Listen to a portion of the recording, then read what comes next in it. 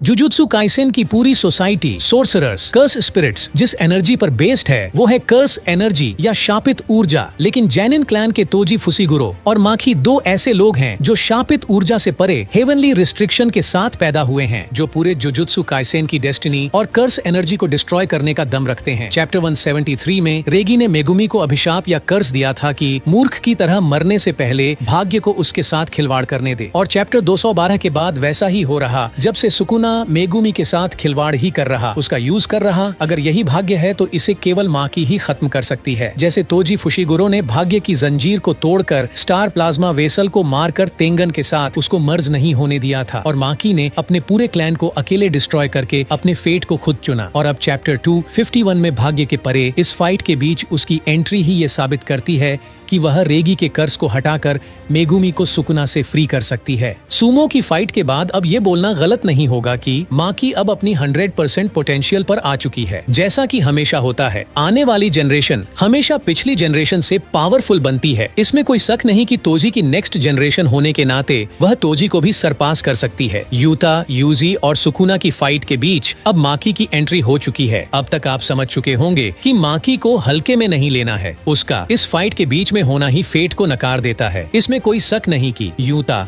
UG और Rica Sukuna के world cutting slash के बाद बहुत घायल हो गए हैं, और यूजी मेगुमी की बातों से सदमे में है कि वह जीने की होप ही छोड़ चुका है। माकी सुकुना की पावर्स को अच्छे से जानती है। माकी के पास स्प्लिट सोल कटाना है जो सुकुना और मेगुमी के बीच सोल में वॉर करती है। यूजी और एंजल के थ्रू ये पहले ही साबित हो चुका है कि दो सोल हमेशा के लिए कभी भी जुड़ नहीं सकती। यहाँ पर अगर यूता और यूजी बहुत ज्यादा घायल नहीं भी होते हैं तो वो अपने आप को इस बार जल्दी से रिकवर नहीं कर पाएंगे। यूजी की नई नई टेक्निक भी सामने आ रही है तो वो कुछ भी कर सकता है। तो ये हो सकता है कि सुकुना यहाँ पर मरे ना मरे यूजी और माकी मिलकर सुकुना से मेगुमी को फ्री करने की कोशिश करेंगे। लेकिन सुकुना मुझे नहीं लगता अभी आसानी से मरेगा, जबकि उसके होस्ट के पास ये पावर है कि वह इंसानों का मर्जर टेंगन के साथ एक्टिव कर सके। पता नहीं क्यों पर मुझे हमेशा और बार बार ऐसा लगता है कि गोजो वापस आएगा। हालांकि ये अनाउंस हो चुका कि गोजो वापस नहीं आएगा, लेकिन मुझे अभी भी लगता है कि आगे चलकर वह वापस आएगा। इसका अगला चैप्टर 252 3 मार्च को आएगा। देखते हैं क्या होता है।